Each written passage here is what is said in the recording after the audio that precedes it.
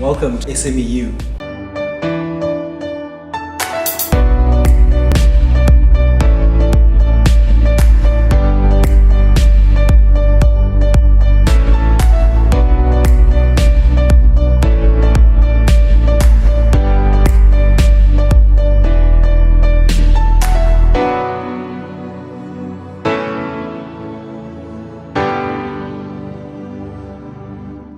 Good day, ladies and gentlemen. My name is Davin The-Kisho, and I'm the founder of ViewMe360, a digital marketing firm in Cape Town.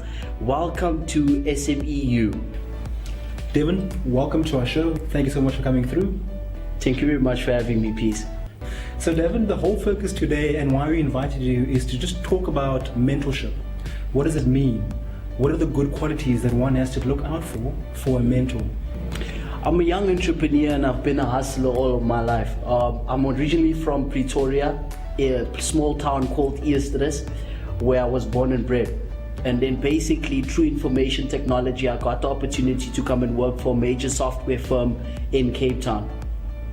What happened was I saw that, there's so much more to life than just basically, working in the corporate environment.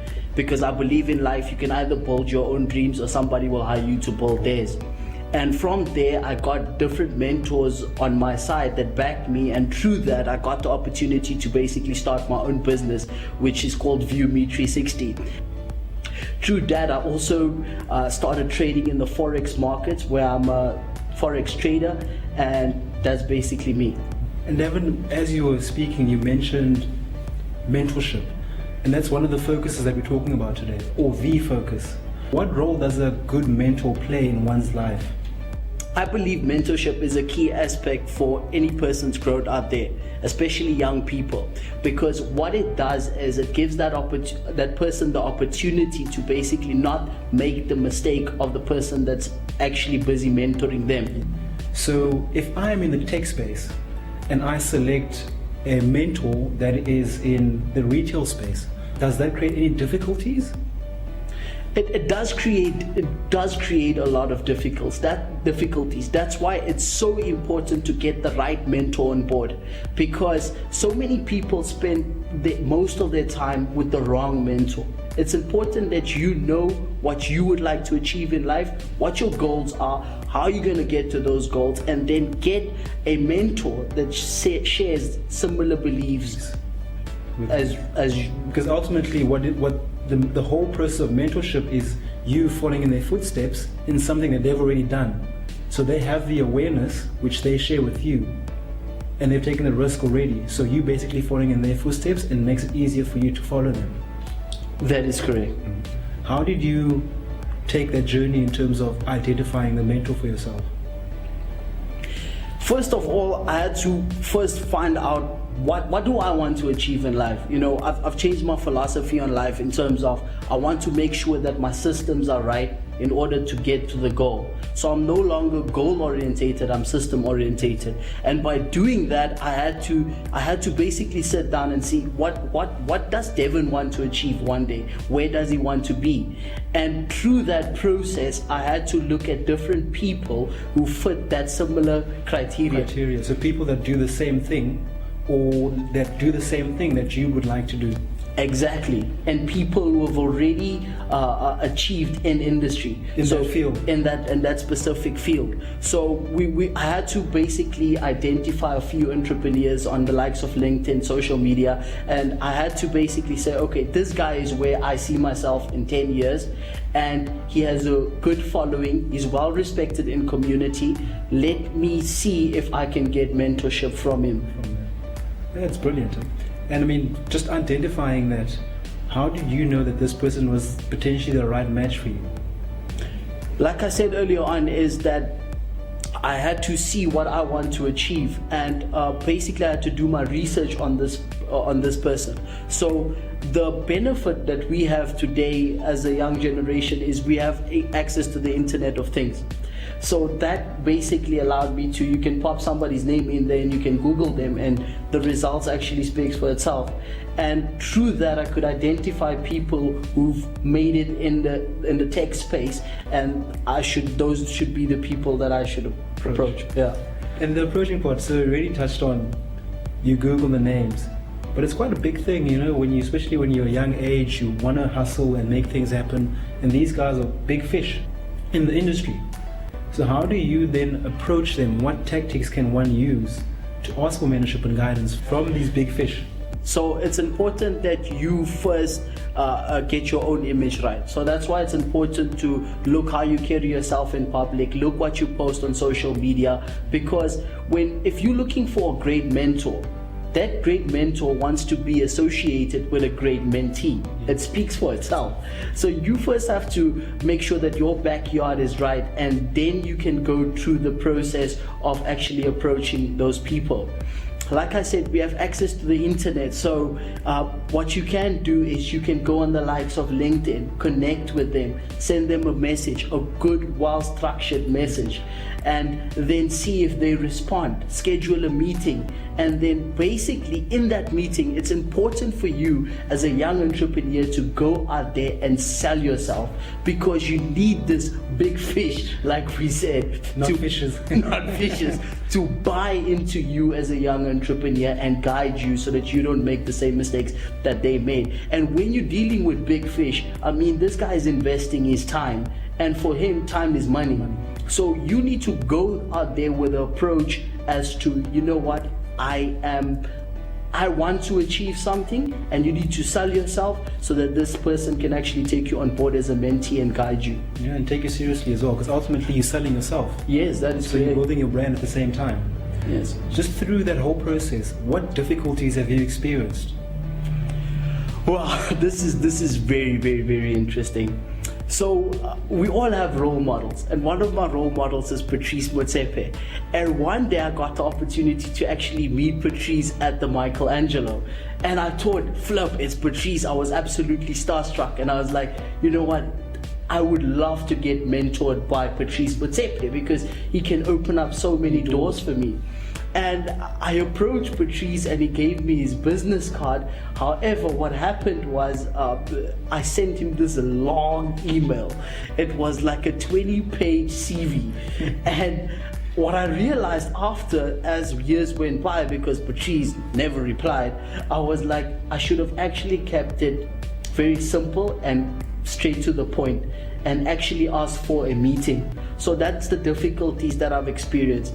I also had various situations where I got the right mentor on board, however, their time was limited. So that's some of the frustrations that I've experienced, you know, because if you want the right mentor on board, that person should invest as much as possible into you. And I would say at least 1 hour a week, one-on-one sessions. And some of the mentors that I had on board, they couldn't make that. Yeah. And you know, that was the next focus for me now, is having those difficulties, realizing the time is so limited because these key individuals are quite busy. Have you been in a situation where 6 months down the line, during your mentorship session, you realize my mentor does not have enough time with me or for me? How do you deal with that? Yes, that's the reality. It happened with me. It's a testimony. However, how you deal with it, you should get straight to the point. You know, communication is such an important aspect in today's world, and I believe that a lot of youngsters struggle to communicate, because we have access to WhatsApp, we have access to Facebook, and it's always when there's an issue, you send the other person a message. However, it's not always good to express emotion on email or on WhatsApp or on Instagram or whatever. So schedule a meeting with that person and say, you know what, you my mentor, I require more time from you. How can we set up some sort of a schedule, a timetable, so that we can meet often? Without burning any bridges at the same time. That is correct. So ultimately what I want to ask you is, how do they have the courage or build the courage to have the conversation with the mentor? I think how you build that courage is, like I always say, you know, it all starts with you. It all starts with the person in the mirror that you see in the mirror, and you need to ask yourself, what do I want from life? You know, it's either in life, I believe in one philosophy, it's either you all in or you out. There's no in between. So I think you should just sit down and say, you know what, is this mentorship program or mentor really working for me? Is he really tailored for me? Is he really suiting my style? What should I do? And once you ask yourself those hard questions, make a decision from there and build courage, look yourself in the mirror and then go for it. Have the discussion with him. And the thing is, you touched on empathy is felt one-on-one. Doing it via the phone, WhatsApp, Facebook, it just doesn't sit well with people. Yes. And that's where most people tend to kind of shy away and do that, because that's the comfort zone. That is correct. And how did you do it differently? I did it differently because one of my mentors actually taught me not to put emotion on Facebook or never to put emotion on email or WhatsApp, etc. So I did it differently by scheduling a quick 15-minute coffee meeting. Say, you know what, can you meet me at Mug and Beat? I'd just like to see you over a cup of cappuccino. I'd only take 15 minutes of your time. And I went prepared to that meeting. So I would be like, for the last 2 months, I've only seen you once. This is basically what we've achieved in the last 2 months. Do you see yourself working with me or not? And right there and there, we should draw a line in the sand and we should be like, are we going to take this relationship forward? How can we better it? Or should I basically start looking for another mentor without sounding too arrogant or too rash? You should always be, one thing that's also important when it comes to entrepreneurship, especially as a young entrepreneur, is to be coachable. So you should go there with the intent to listen and open mind, to listen, to actually see where your mentor is coming from, because a lot of mentors would also want you to fly on your own most of the time. You understand what I'm saying? And most people actually listen to respond and not listen to actually listen. And that's a big issue that we face. And I'd like to touch on rejection. So we go through the list, Google, we identify it, good match. Now it's the phone call or the email and the mentor responds, unfortunately I can't. It's always very important to be humble and respond. Thank you very much, sir. I really do appreciate you getting back to me. I hope we can work together in the near future. Because one thing I've learned in life is never burn bridges, because you never know when you're going to actually need someone in the future. And it's important to move on. As a young entrepreneur, somebody that wants to achieve certain goals in life, you have to continuously move on. You can't get stuck at one point. So take that rejection and turn it into fuel to search for the next mentor and learn from your mistakes and see, how can I approach the next person better? And just talking about approaching the next person better, because you had some experience in terms of being mentored and coached.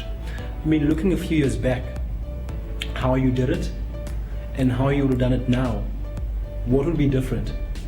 Obviously, I would first of all try to approach Patrice better.